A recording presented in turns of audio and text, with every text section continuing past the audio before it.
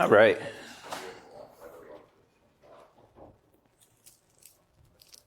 Let's get started. So to start, let's give an overview of what's happening the rest of the semester. Today, I have these slides on a memory diagram. I said I probably wouldn't do those ones today, and I'm going to go through with that and not do them. But I'm going to show the same example in the debugger. It's the same exact example that goes through in the slides. I'll go through in the debugger to show how the debugger shows the same exact information that we have in the memory diagrams. That's my plan. I'll talk about it more when we get to that point.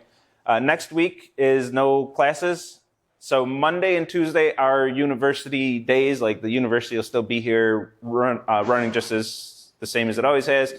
But I won't be here. We're not going to have classes on Monday, and my office hours Tuesday. I have to remember to cross my name off on the schedule on Piazza. The TAs, unless they cross their name out, they're expected to still have office hours those 2 days. So take a look at the schedule before you waste a trip to office hours.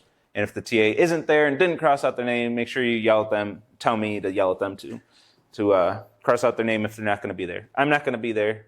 Of course, if I don't cross out mine, then I can't yell at anybody because if I forget. Then when we come back, it's the state pattern. This is application objective only. This question came up a few times in the previous lecture, so let's just talk about it. This is application objective only for this kind of 9th task. That means you do not have to complete this one to pass the class. Nobody needs to do the application objective task to pass the class. And furthermore, there's only 2. I should double check this. Yeah, I only did 2. Only 2 application objectives associated with it.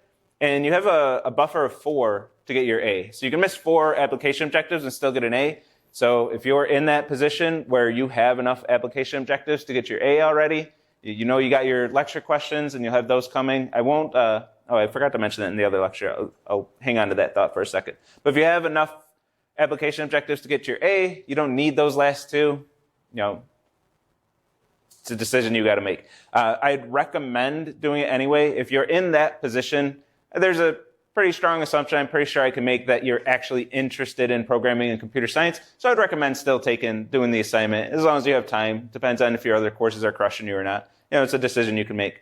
But the application objective, I think it's pretty fun. Personally, it's a new twist on things. It's getting things done, writing code and everything without using conditionals.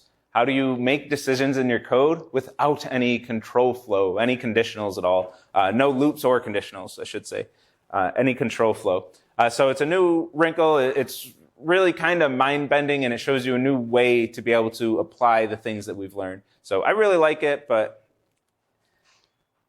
I can't justify it being a learning objective because you can meet all the learning objectives of the course without doing the state pattern. But it's really reinforces all the OOP stuff we've been talking about all semester. After that, we have a week that's just called review, very nondescript, and the question of what are we going to do during this week? It came up in the other lecture, so I created the Piazza post during lecture. Been talking about it for a while, but here it is, review week voting. So those 3 lectures are up to you, whatever you all want to see. And it's just one vote across both sections, of course. Is that of course? Anyway, but it's just one vote for both sections, and whatever you all 116 students want to see. We'll have the voting here, and the topics. I tried to answer all the questions that came up. The topics don't necessarily have to be 116 related, and whatever's voted up highest on this post, and I can't really go through this post during lecture, unfortunately. I have an extension. I have to polish off that code and get that working again. Every time Piazza updates their front end, it breaks, but that hides everybody's names. But I can't really go through this post during lecture because I'll dox anybody who posted anonymously to this. When you post anonymously to Piazza, you're not anonymous to myself and the TAs, any instructors of the course. So I don't want to scroll through the posts and dox everybody who posted. So I won't go through them, but post a follow-up to this, vote on the ones that you're interested in, and whatever the top voted ones are, I'm going to go through them until we run out of time. So however much content I can get through in 3 lectures. Oh, Piazza. Okay. Whatever we get through in 3 lectures, that's what we'll do that week. And I say within reason, anything that's voted within reason, but I have this, some of you will take this as a challenge. I haven't yet had to enact this within reason veto power. I do reserve that just in case something really ridiculous is voted, but I haven't had to do that yet. So if you're going to take that as a challenge, go for it. I have a pretty high tolerance of what I'll do during review week. So, do with that what you will. I really like review week. It's one of my favorite weeks of the semester, just because like the rest of the semester, I got the content I got to get through. I'm given the same lectures every semester, small tweaks here and there and stuff, but it's the same stuff every semester. But review week is always different every single semester. So it keeps me on my toes getting into review week. No. And I'm purposely not mentioning what we've done in other semesters, because then I'll have to start doing the same things over and over. But why? What's your actual question? Does Paul have a review week? Who? Does who? What? Paul. When we co-teach 116, I did talk him into it that we both do it. Well, that's why we did what we did last semester, because we collectively had the vote. Since Paul is not a part of 116 this semester, I would assume that he's not down to be involved right now. I'll throw that one out there. But come spring, we'll go teach again next spring. So we'll see what happens next spring. All right, so that's up for a vote. That thought that I was going to hang on to is there are lecture questions up until December 1st. So review week, there are no lecture questions, but hopefully you vote for something the idea is you'll vote for something that you're actually interested in, and then you'll actually want to show up. It's happened before. It's really depressing when there are fewer people who show up to a review week lecture than students who voted for that thing on Piazza. Like, seriously, what the hell? But that's pretty rare, actually. So usually y'all vote on stuff that you actually want to see, and then you show up because you actually want to see that. So that's what's going on review week. No class that Monday, that little out of place Monday before exam weeks. Just study for your exams. You should be shifting into exam mode at that point, unless you're relying on these final deadlines. Any of you relying on those, but you shouldn't need the final deadlines. A lot of you will. Actually, that's not fair. Probably most of you in this room right now won't have to rely on those final deadlines. It's the empty seats that are going to be panicking that last week. All right. Any questions about anything? Questions, comments, concerns? Yeah. I like your shoes. Thanks. Before we get into the debugger, we got on pretty good tangents last lecture, so I'm open to that today more than most days. Yep. Can you hack into the Pentagon? Maybe. I mean, if that gets voted.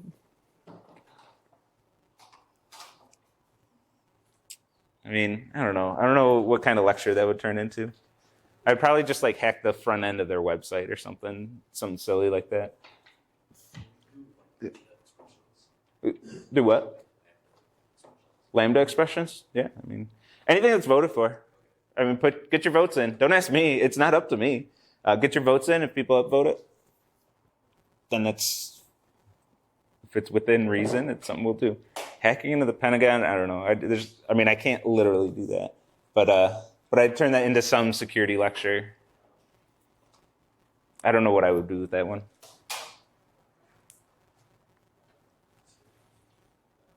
But yeah, I have taken meme suggestions and still done them, but I just do what I can with them. It's usually less fun than the meme suggests. So I'd come up with something for that, though. Maybe host my own fake Pentagon website or something. I don't know. I didn't actually expect it to be a fight that one time, though. Yeah, that was Oh, we don't talk about that, though. I don't want to influence the vote based on what we've done last semester. And we can't really do that this semester anyway. So, but yeah, we turned that into something. Like, we did something with it, even though it was a meme suggestion. We still did something with it. And it turned out really fun.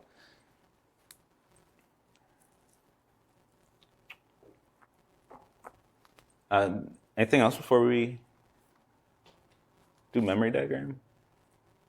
Not memory diagram, but debugger.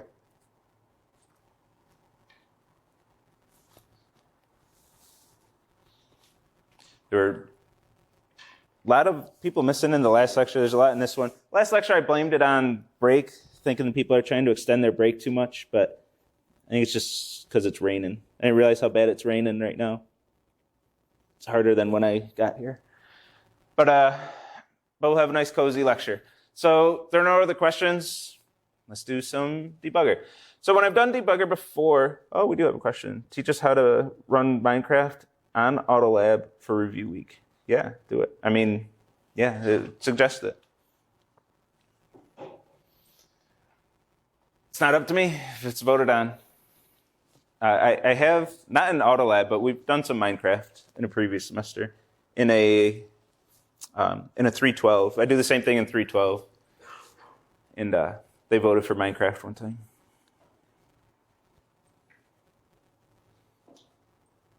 Are therapists real-life debuggers? Yes. That's eerily accurate. Because the debugger helps you find the bugs, but it doesn't fix them for you. That's what the therapist does. Helps you see what the bug is and gives you the path that you can do to fix it. And they're not there to just wave a magic wand and fix it for you. It's eerily accurate. All right, so let's do this. So when I talked about debuggers before, we had a few lectures on debuggers this semester. It was always in the context of, well, debugging. So we want to do something a little different this time. We're running the debugger on an example that works as intended. And I want to go through the debugger and show you all of the information that it does show you. And with a specific focus on how to do this in conjunction with memory diagrams. That came out a little weird, but how to use the debugger to help you with your memory diagrams. Because I tell students this all the time. Students will say, how do I practice for memory diagrams? And I say, look at my slides. My first answer is always, look at my slides, review all the memory diagrams that we did in lecture, and make sure you understand like how we came up with those. I might have to start changing that advice because I have too many students, not a ton, but I'm getting quite a decent number of students who just blindly recreate the slides memory diagrams on the quiz. And they say, I did exactly what you did in lecture without actually like reading the code on the quiz. And the code's going to be different than what I did in lecture. So maybe I have to adjust that, at least the way that I say it. Like make those, but actually understand how the code works and what we're actually doing. The tree traversals in lecture, I would make the recursive calls with null as a parameter. On the quiz, we didn't do that. We said, if the child is null, don't make the recursive call. Or rather, if it's not null, make the recursive call. But again, not a lot, but a good chunk of students had all of the null recursive calls on the quiz because that's what I did in lecture. So I might have to adjust that and say, actually understand what the hell is going on. But I shouldn't be that mean. But you got to actually understand and like read the quiz code and see where it differs from the lecture example. I'm not just going to give you exactly the lecture example because then it's just a memorization course. Let me bite my tongue on that. I'll save the memorization tasks for other courses. There we go. That's safe. So what I want to do is run the debugger this time. I'm going to start at the very first line here and just show you how to read all of the information that it gives you. Because then after you study the slides and you got everything you could out of my lecture examples, the next thing that I tell students is, well, run the debugger. The debugger tells you everything that's going on in memory.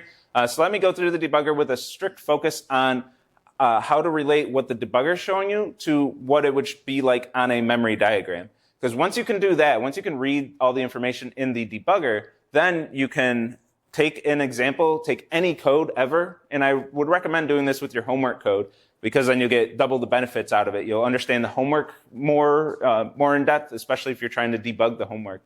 And you'll get practice with the quiz, and you'll get practice with the debugger. You'll just get a lot of benefit out of it. So take one of your homework methods, one of your, probably in a test case would make the most sense, and do a memory diagram. Draw out your memory diagram and sketch out exactly what your code does on that test case. And hopefully you'll see, like, if you're failing the test case, hopefully you'll see exactly what's going wrong and why, just by going through that process. But then once you go through that whole process, run the debugger and see if the debugger shows the same information that you put on your memory diagram. Because if it does, then you got yourself a good memory diagram and you understand how this stuff works. If it doesn't, then you can figure out, where the disconnect was. And there are a few things that I'll point out here where the debugger does show you extra information that you don't need on your memory diagram. So we'll talk about that too. But that's a way to get infinite quiz examples, infinite memory diagram examples. Take any code, bless you. Take any code, run the debugger, practice your memory diagram, run the debugger. And even if you're not practicing for a quiz and you're not drawing out your whole memory diagram, run the debugger, and before each step, predict what it's going to do on that next step instead of going through the entire thing, because nobody's going to do the whole memory diagram. As much as I want all of you to do that, so few of you actually do, unfortunately, which is a big problem. I don't know what to do about this one, but I suspect that a lot of students, or at least specifically the ones who fail quizzes, the only memory diagrams they'll ever do in their lives are the ones on the quizzes, that they don't voluntarily practice a memory diagram ever. And I don't know what to do about that, aside from have lecture questions that are small program, do the memory diagram. I don't know. Maybe I'll do that someday. Just have more memory diagrams that are required outside of the quizzes. But anyway, getting sidetracked. So I'm going to set my breakpoint, and I'm going to go through this whole process because, believe it or not, I still get questions in office hours about student will have a bug. My test is failing on my code. Okay, what did the debugger show you? Blank stare, complete nothing. I'm like, I had multiple entire lectures on the debugger. Why the hell don't you know this? And they usually don't say it, but I suspect that they just didn't attend or watch those lectures. So they're not going to see this either, but I'll do it anyway, just so I can yell at them more next time. I'm going to set a breakpoint. To set a breakpoint, we're going to click on right next to the line number of the line where we want to set a breakpoint on. We can't set breakpoints on blank lines. No matter how hard I try, I can't get breakpoints on blank lines here. There has to be some code there. And then when we run the debugger is going to stop before the line of the breakpoint executes. So if there's a method that you want to debug, like if we want to debug the valid path method, that's what we would be debugging here. We would set the breakpoint on the line that calls valid path, and that's going to stop before that line's executed so that I can step through that method that I'm testing. So you set the breakpoint on the line that you want to start debugging. This method, I didn't go through the method yet. We're going to use a graph of strings. We're going to call add edge, not add by directional edge. So we're going to have a directed graph that's going to be flights, a flight from Buffalo to Washington, D.C., D.C. to New York, Toronto to Buffalo. And then I'm going to come up with two different paths through this graph and ask my code if that's a valid path. I have the valid path method, which is going to go through that path. And for each adjacent pair of nodes, I'm going to check if there's an edge between them. And if there's an edge between each adjacent pair of nodes, just our definition of a path, we're going to return true, otherwise return false. So that's what our code's doing. And this, I already said this code is functional. It is going to do what it's supposed to do. And we want to run the debugger.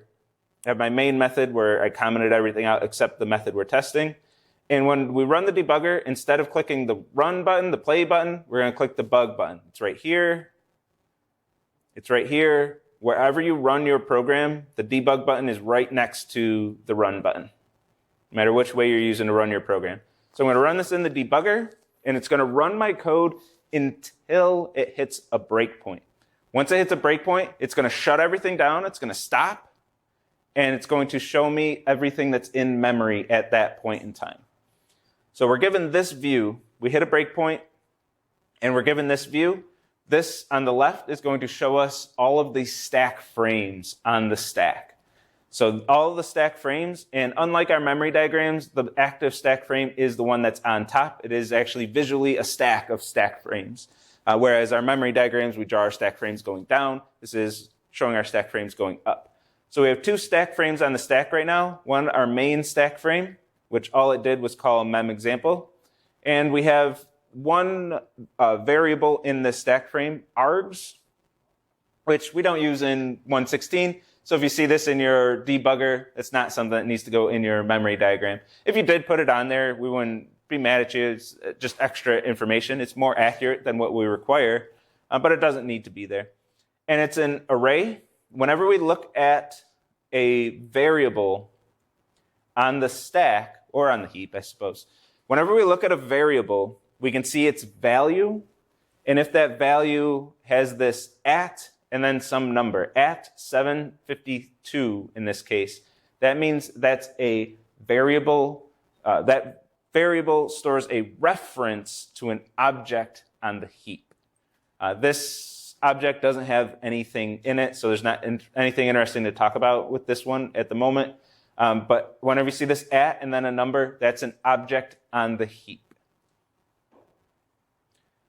Then we call mem example. Oh, and each stack frame, the blue highlighted line is where that stack frame left off. That's where that stack frame currently is in its execution. So when we did that, when we did the recursive memory diagrams, and I said this stack frame's waiting right here, this stack frame's waiting right here, and I had all those green or all the gray arrows in the code showing where each stack frame is. That same information is here based on clicking on the stack frame and looking at the blue highlighted line. That's where that stack frame currently is in its execution. Mem example, no variables on the stack yet. This is a static method, so we do not have this in the stack frame. It's not something we just did because we do it. That's actually what static methods do. There's no this, there's no calling object, so there's no this. And I'm going to click step into. Step into is going to run the next line of code in the execution of this program. It's going to run the next line of code. So the next line of code here is actually in the graph constructor. And step into is going to go into any new stack frame that's called. So this runs the next line of code no matter where it is, even if it's in another method call. As opposed to step over, if we click step over, it's going to skip the next method call. It's going to run the entire line of code and skip any method calls that are in that line of code. The method calls will still happen. It just won't show you the details of those method calls. So we got into the graph constructor. So we got another frame on the stack, our graph constructor. This is a reference to the object that's being created or being initialized using the language of the debugger. This graph at 753. And here's something where the debugger is going to show us a little extra information. It's helpful, but kind of annoying that it does this because it's a little confusing until you know what you're looking at. Whenever it has these glasses, this glasses symbol, I think that's what that symbol is, it's showing you a peek at a variable that's not directly on the stack. So we're about to set this .adjacency list. We're about to set this instance variable, and we have this graph at 753. Whenever we have a reference like this, we can click the arrow next to it to show, to take us over to the heap, to the object that's being referred to, and take a look at all of its instance variables. So if we click that arrow, we can see the adjacency list. It's currently null. And this glasses thing is taking a peek at that. It's saying, look, I know you're about to mess with this instance variable, so I'm going to show you that instance variable without making you go through all the effort of clicking this arrow.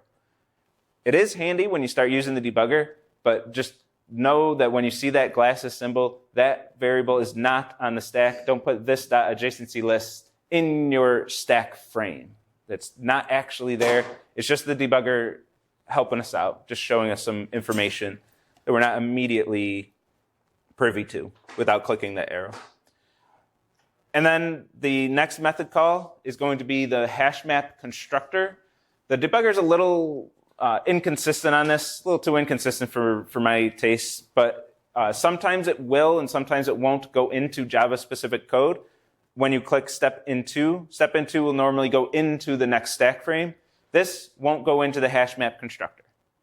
And that's the behavior I would like. And that's what we do in our memory diagrams. We're not going to trace any of that code that's internal to Java. But sometimes step into will go internal to Java, and we'll see that in a second. But now the hash map, the adjacency list is initialized to a new hash map. So now the adjacency list variable is storing a reference to a hash map 754 of size 0. And we don't get an arrow next to this hash map because there's nothing in it. There's nothing there. Just like in our main stack frame, we didn't get an arrow next to args because there's nothing in it. It's an empty array. And if we go, oh, no, we can't do that yet. And then step into, we're done with the graph constructor. That stack frame is gone. The stack frames actually do disappear. They're not like in our memory diagrams, we'll just cross them out because we're not going to grab the eraser, or in the memory diagram tool, we're not actually deleting those stack frames. So we have a complete history of the run of the program. In the debugger, it's not going to do that. It's going to actually just get rid of that stack frame completely when it's not on the stack anymore. So at the end of memory in the memory diagram, we're not going to see a bunch of crossed out stuff. We're just going to see nothing. Well, we'll see the variables of the main stack frame, and then those will go away at the end.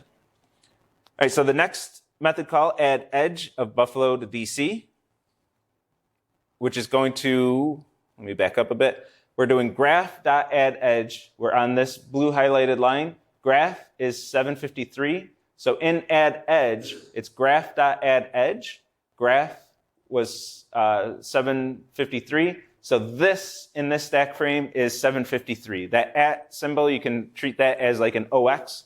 That's representing the reference for that reference, the memory address for that reference. The JVM obfuscates everything. It hides all the actual details and gives us this kind of made-up number, which is convenient because all our numbers are made up in memory diagrams. But we can use those to check if two variables refer to the same object on the heap, the same way we do with the OX numbers in our memory diagrams. They serve the same purpose for our purposes. Yep.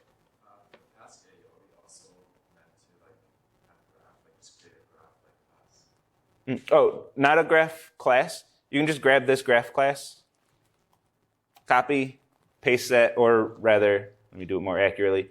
Grab this, copy, go to your code, paste it in that data structures package, and just use this class. That's what you're expected to do.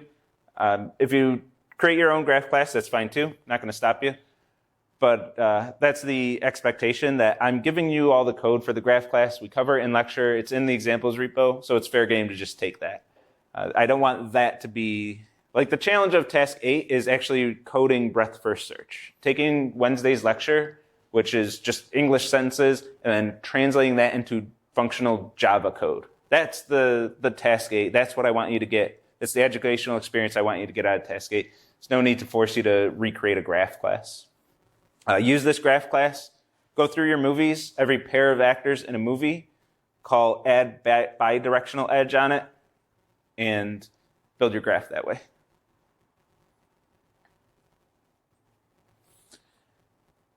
Okay, so this is a reference to that same graph. We're going to do this.addNode being called from this graph again. So in the next stack frame, add node, these are non-static methods, mind you.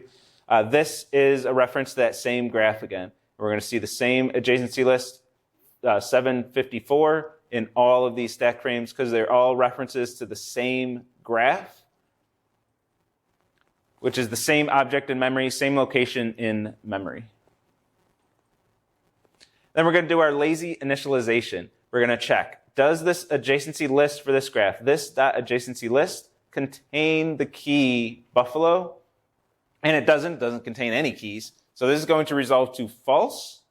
And then we're going to hit that with a not operator. We're going to say not that. So if that resolved to false, not false, those of you in 191 better know this, but I think anybody better know this, honestly. Not false is going to be true. So we do expect to go in this conditional. And this is what I mean by like running the debugger, if you're not going to do your whole memory diagram, which I think that's wishful thinking of me to think that the majority of you would do that.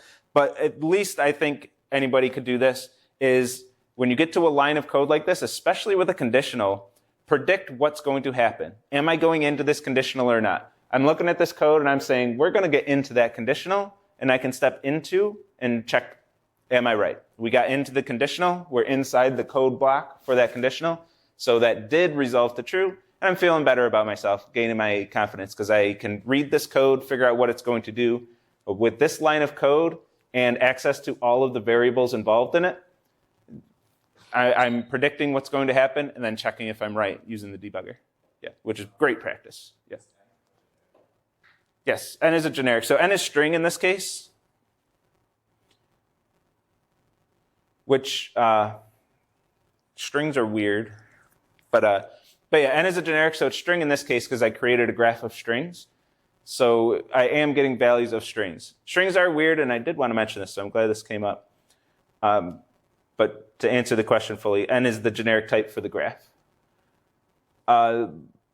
When we have a string on the stack, we don't see at and then a number, but we do get the arrow here. Like, strings behave like they're on the stack. They behave like they're stored by value, but they are actually stored by reference in our references to objects on the heap. In the debugger, you're going to start seeing that fact. Like, you have this arrow, but you don't have a reference, and you have instance variables of the string class, or of this object of type string. Strings are weird. You're going to see that. Just remember, in your memory diagrams, just put your strings as values right in your variables. So those shortcuts that we use in the memory diagrams, you are going to start seeing those shortcuts come to life in the debugger. You're going to see what actually happens. This is going to show you actually what's happening when the program runs. So just keep that in mind. Strings in your memory diagrams, you still put them as value.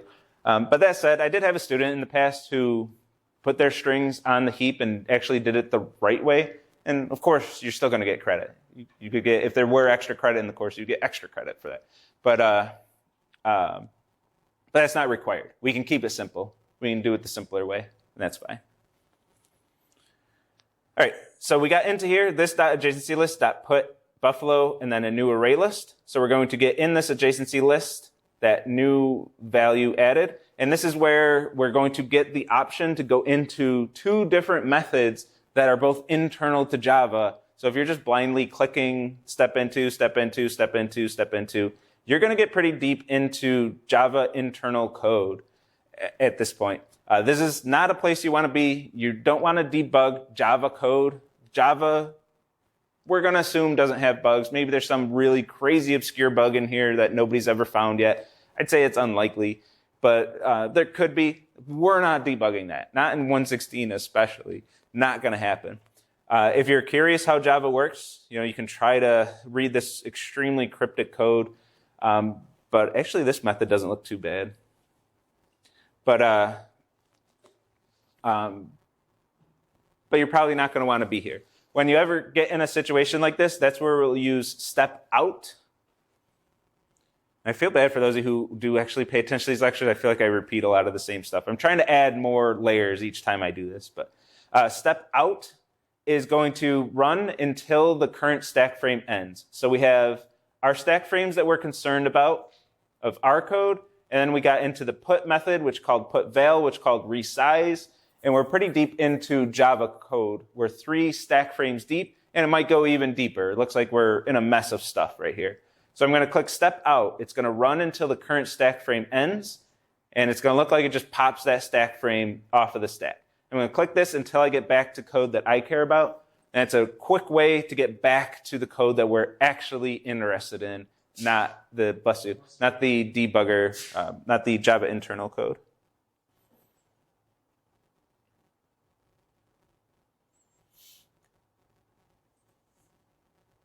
Paper flow chart for that.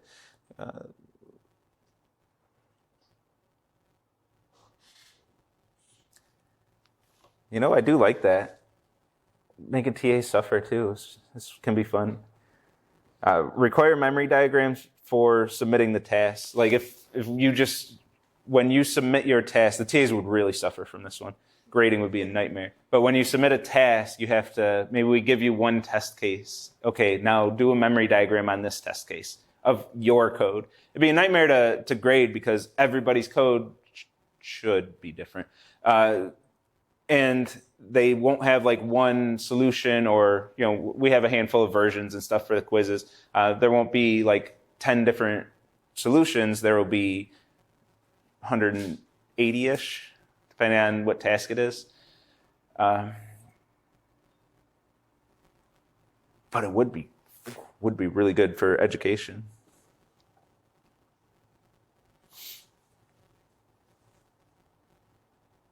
Yeah, oh yeah, that's the actual answer. If we build out the tracing tool to have it actually generate the solutions and check, like basically have the tracing tool be a debugger in addition to everything that it is now. And then it can just check, is this actually the memory diagram that would be generated by that code? That's the ultimate goal. So when we put Buffalo into this adjacency list, now we do get an arrow. There's actually something in this adjacency list. Buffalo going to an empty array list. And if I look through all my stack frames, I can see that that was added immediately. All these references are references to the same graph on the heap.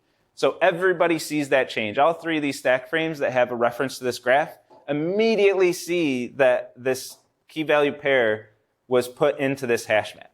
Immediately. There's only one graph. We only created one graph. So every time we have a reference to a graph, it can only be a reference to that one graph. I guess it could be null if we messed up somewhere. But it can only be a reference to that graph. So they all see that change. And step. We're going to add DC. Does it contain the key? No, it doesn't. Put it in there. Oops, I did it again. All right. And then the next step. So in the repo, I changed this in the last lecture. I'll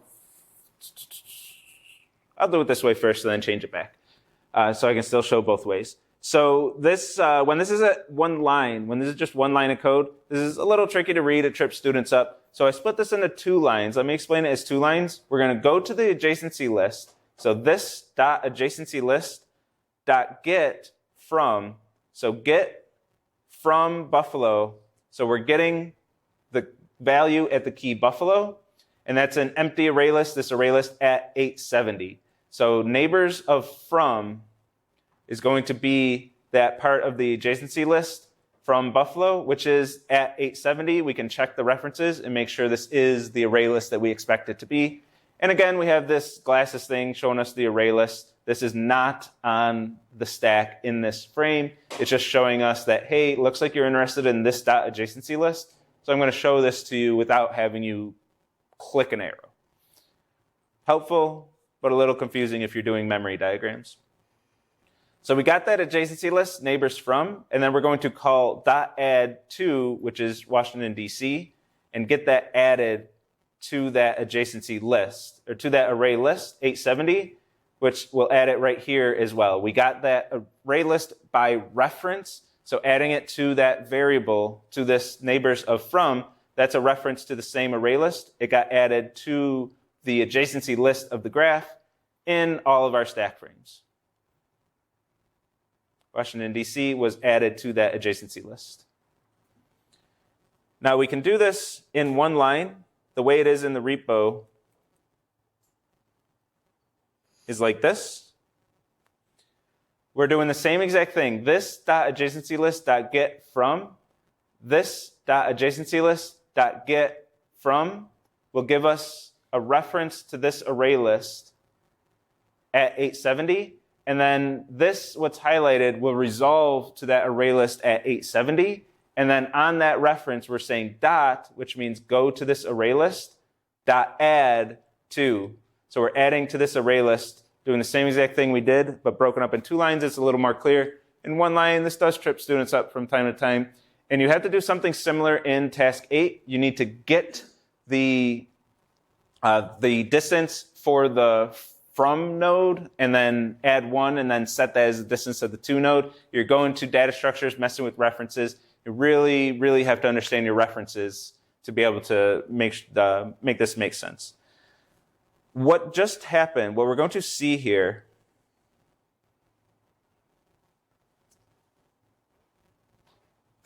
this doesn't look that bad, job. What we're going to, I'm going to do two different things here. What is it, 240? Two different things here. I'm going to set a breakpoint. So once we get to a certain point in the debugger, sometimes we want to skip a good chunk of code, or there's a specific part that we're debugging and we want to get to that point again. What I'm going to do is set a breakpoint. And remember, what a breakpoint does is when the code is executing in the debugger, it will run as normal until it hits a breakpoint, and then it stops and shows us everything that's happening in memory. So if we click this button right here, this resume button, this means, hey, I know everything's paused and you're showing me everything in memory, and I can click step into and step out and step over. I didn't do step over yet, but I want to just skip ahead and just start running the program again. This is going to run the program again until it hits another breakpoint. So once I hit this breakpoint, see that we get JFK added here with an empty array list. Like we are on the next add edge. Did I skip this one? Oh, I know. That's because that's the other thing I want to talk about. So we skipped until we hit this line of code again, and now we have Washington, D.C., JFK, the next edge that we're adding, but we see that the wrong line is highlighted, which I set that up to do this, and I still missed it.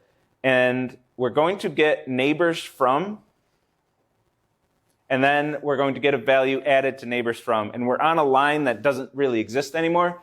This happens when you're editing code while you're running the debugger. The debugger gets confused when you edit code. It's still running the old code, even though I did change the code. It's not going to recompile the code on the fly as the debugger's running. So if I do something like this, changing code, I'm going to restart the debugger so the debugger's running my new code and then get back to where I want to be. I have another breakpoint at the beginning. I'm going to remove this breakpoint and then resume and get right back to where I was. This is where Buffalo is being added. I want to get to the next edge, and now things are going to work the way I expect them to. The correct line is highlighted because it's running the updated code now, and it's no longer confused. So with this one, it all happens in one line. I don't want to go into Java code, so I'm going to do step over. Step over is going to run the next line of code without going into any stack frames. So I'm going to skip over all that. My graph will have two edges in it now. One Buffalo to DC and one DC to JFK. And I don't want to go through add edge again. The only thing I didn't show is when the conditional is false and we don't lazily initialize. We don't need to go through that. So I'm going to do step over, and that's going to skip the whole next. Oh, I have a breakpoint, so it doesn't. And that's going to skip the whole next stack frame. Like this, creating an array list, I'm skipping that, skipping all this, and then valid path I want to go into. Here I have a line that's going to call two separate methods. It's going to create two separate stack frames. Whenever you see it highlight your method calls like this, it's asking you to click on which one you want to go into. You can just click step into again, but you don't know which one you'll get. I got valid path here, so I'm happy. I would think it would be the one that's executed first. That's what makes sense to me. It's not always what happens. I don't know how it chooses. It's weird. But I did get the one I wanted. If you don't, let me reset my breakpoint here, restart the debugger to get back to where we were. The debugger cannot go backwards. So if you want to go back a line, you got to restart the whole thing. So let me get back into this. To not leave it up to chance, I'll click on the method that I want to go into. That's going to always give you the method that you want. Just click on the one that you want. Take the choice that it's given you and choose one. It steps into whatever's highlighted, but sometimes multiple things are highlighted. Is that what I'm missing, though?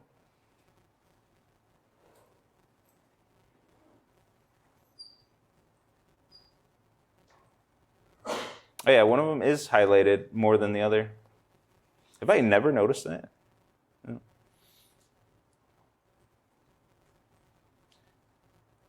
All right, so I'm going to go into valid path and see if this method's doing what I want it to. We know it is, but this is a pretty tricky one. So what we want to do is go through this array list and look at each consecutive pair of nodes and check if there's an edge between them. So we have the situation where we want a loop that's iterating over an array list, but accessing multiple values at each iteration.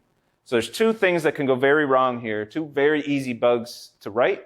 One, we get an index out of bounds error. We go too far whenever we're doing this I+1. We go all the way to the last index and then add 1 to it and go off the edge of the array list. So we have to be careful of that. The other bug that we can make is not going far enough. We stop too soon because we're too afraid of getting an index out of bounds, and we never check the last pair. We never check if that last edge is valid. So a few different things that can go wrong. So let's see what happens in our code here. So we have our array list. We have our graph with an adjacency list. We have all this information here, and we want to make sure that these nodes are the way we expect them. We're going I from 0. So get of 0, Buffalo, and then get of 0 plus 1 should be Washington, D.C. Buffalo to D.C., looking good. And then are connected to and from. If they're not connected, we're going to shortcut this by returning false. And this is I don't know how many times, if ever, this pattern has come up in 116, but this is a pretty common pattern, is if we ever see two adjacent nodes that are not connected, we're going to know our answer. We know that the answer is false, and we can return false right away. If we ever got through this entire loop, we got through this whole loop, which should check every consecutive pair of nodes, and we never hit this line of code, that means we can safely return true. So if we ever make it to the outside of this loop, then we can return true and say, oh, this is a valid path. So we're going to check, are they connected? We're going to check our adjacency list. I don't want to go through the details of that because we don't have a ton of time. But I equals 1, 1 and 2. This is where we want to make sure we are checking this. So we are checking the last edge. And then we want to make sure that we're not going further than that. So I equals 1. The way we set this up right here, we were being very careful to